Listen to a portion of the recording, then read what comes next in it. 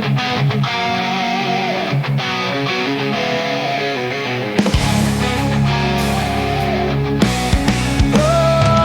timur hingga barat kita bersatu, semangat membara. Timnas Indonesia kembali mengukir catatan gemilang di kualifikasi Piala Dunia. Kali ini, Tiongkok menjadi korban selanjutnya yang harus takluk di hadapan skuad Garuda. Pertandingan sengit itu berujung pada poin penuh bagi Indonesia, berkat gol tunggal nan krusial dari sang pahlawan oleh Romeni, yang berhasil mengeksekusi tendangan penalti dengan dingin. Namun, kemenangan ini bukan hanya tentang satu nama. Secara keseluruhan, performa Timnas Indonesia patut diacungi jempol. Para pemain menunjukkan koordinasi yang apik dan semangat juang yang tinggi. Salah satu yang paling mencuri perhatian adalah Beckham Putra, yang di pertandingan debutnya ini langsung bisa nyatel dengan pemain-pemain lainnya, seolah telah lama berada di skuad. Tak hanya Beckham, Emil Audero juga menjalani debut manis di laga tersebut. Meski di awal sempat membuat khawatir dengan beberapa momen kurang tepat, kiper kelahiran Mataram itu akhirnya mampu menjaga gawang Indonesia dengan sangat baik hingga peluit panjang dibunyikan. Penampilannya yang luar biasa ini tak hanya mengantarkan Indonesia meraih 3 poin penting, tetapi juga membuat ayahnya bangga di bangku penonton. Ini adalah kisah di balik debut manis yang ditunjukkan oleh Emil Audero bersama Timnas Indonesia. Sebuah awal yang menjanjikan dalam perjalanan panjang menuju panggung dunia. Di setiap langkah kita melaju, bersama mimpi tak ada yang ragu. Keringat mengalir, kerja keras terbayar, kita tim juara, dunia pun tergetar. Langkah kita satu tak terbendung, sorak-sorai menggema di setiap sudut ruang. Menanggung beban ucapan orang tua. Kalimat itulah yang tak jarang terngiang di media sosial setiap kali nama Emil Audero disebut. Bagaimana tidak, keputusan Emil untuk bergabung dengan Timnas Indonesia secara otomatis membangkitkan kembali ingatan publik akan ucapan ayahnya bertahun-tahun silam. Saat itu, ayah Emil dianggap meremehkan potensi sepak bola Indonesia. Menurutnya, Indonesia belum memiliki kapasitas untuk bersaing di level Asia. Alasan inilah yang melandasi larangan ayah Emil agar anaknya tidak membela Timnas. Momen tersebut sontak memicu hujatan keras dari netizen, karena apa yang diucapkannya seolah merendahkan Indonesia, tanah kelahirannya sendiri. Namun, jika direnungkan lebih dalam, omongan sang ayah sejatinya tidak sepenuhnya salah. Kala itu, sepak bola Indonesia memang sedang berada di era kegelapan. Prestasi tim nasional cenderung stagnan dan infrastruktur belum memadai untuk bersaing di kancah yang lebih tinggi. Selang beberapa tahun kemudian, roda nasib sepak bola Indonesia berputar drastis. Perkembangan pesat terlihat jelas, terutama dengan keberanian Federasi Sepak Bola Indonesia untuk mendatangkan banyak pemain keturunan yang bermain di klub-klub Eropa. Efeknya terasa instan, Indonesia akhirnya mampu menunjukkan taringnya dan bersaing ketat di level Asia. Melihat situasi yang jauh berbeda ini, Emil akhirnya bersedia membela Indonesia. Baginya, ini adalah masa yang tepat untuk bermain di tanah kelahirannya sendiri, berkontribusi langsung pada kemajuan sepak bola nasional. Ia pun bertekad untuk berjuang bersama para pemain keturunan lainnya demi membawa Indonesia lolos ke Piala Dunia. Sayangnya, Emil bergabung di saat Timnas Indonesia sudah memiliki kiper utama yang sangat diandalkan, yaitu Marten Pas. Situasi ini membuat Emil harus mengalah menempati posisi kiper pilihan kedua di skuad Garuda. Kerja keras terbayar, kita tim juara, dunia pun tergetar. Langkah kita satu tak terbendung, sorak-sorai menggema di setiap sudut ruang. Bendera berkibar, langit jadi saksi, inilah saatnya kita raih mimpi. Kemenangan sempurna, teriakan menggema, semangat juara membakar jiwa. Kesabaran Emil akhirnya membuahkan hasil. Di pertandingan krusial melawan Tiongkok, dirinya mendapatkan potensi menjalani debut yang telah lama dinanti. Ini terjadi karena Marten Pas, kiper utama Timnas, harus absen lantaran mendapatkan hukuman akumulasi kartu. Momen inilah yang harus dimanfaatkan Emil sebaik mungkin untuk membuktikan jika dirinya layak menjadi kiper utama Timnas Indonesia. Namun, di sisi lain, ia juga harus tetap ekstra hati-hati. Blunder sedikit saja atau bermain buruk bisa jadi akan membuat para penggemar Indonesia semakin membencinya, mengingat rekam jejak kontroversi ayahnya.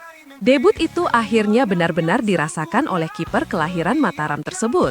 Tentu sebuah debut yang sangat istimewa, karena terjadi di Stadion Gelora Bung Karno, GBK, kandang kebanggaan timnas Indonesia yang selalu dipenuhi gemuruh supporter. Namun dalam debutnya itu, Emil tampak masih grogi di lapangan. Hal itu terlihat dari beberapa momen kurang tepat yang ia tunjukkan di babak pertama, membuat para fans timnas semakin was-was. Untungnya, memasuki babak kedua, Emil tampaknya sudah mulai terbiasa dan lebih menikmati permainan di lapangan. Kali ini, ia terlihat lebih tenang dan sangat sigap ketika timnas mendapatkan serangan bertubi-tubi dari pemain Tiongkok. Puncaknya terjadi di awal babak kedua. Saat itu, sebuah tendangan keras dari pemain Tiongkok melesat langsung tepat ke pojok gawang. Tapi dengan sigap, Emil mampu menyelamatkannya dengan sangat luar biasa. Momen itu membuat komentator berteriak seolah tak percaya. Hal yang sama juga ditunjukkan oleh para pemain Tiongkok yang lain. Saat itu, mereka tampak menunjukkan gestur akan melakukan selebrasi. Tapi nyatanya tidak jadi, karena bola berhasil diselamatkan dengan sempurna oleh Emil Audero. Tanggapan saya mudah-mudahan Emil bisa memberikan yang terbaik. Amin. Untuk membantu timnas untuk mencapai impian untuk masuk ke dalam zona playoff dan insya Allah mudah-mudahan Piala Dunia. Amin. Amin. Pada momen yang sama, ayah Emil juga mengatakan jika dirinya akan hadir di GBK. Dia tak sendiri karena akan ditemani oleh istrinya yaitu ibu dari Emil Audero. Tentu, sebuah bentuk dukungan keluarga untuk sang anak yang saat ini berjuang demi Indonesia.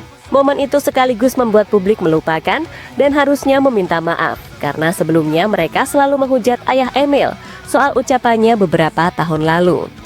Berarti besok pagi nih tuh. Insya Allah jam 12. Jam 12 ya. Jam 12 ya. Bapak Edi langsung atau bersama keluarga atau sendiri Pak Edi? Bersama keluarga. Iya. Sama ibunya Emil juga. Ada sama ya? ibunya Emil juga. Ya, insya Allah. Kemenangan sempurna, dunia bersorak.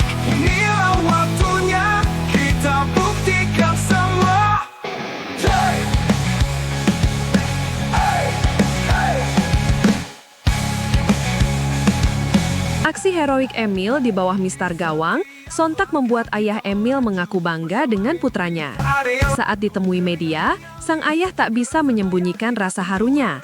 Ia juga tak lupa mendoakan agar Indonesia bisa meraih kemenangan demi kemenangan, yang pastinya akan membuka lebar peluang Indonesia untuk lolos ke Piala Dunia tahun depan. Mudah-mudahan Emil bisa memberikan yang terbaik, ujarnya penuh harap.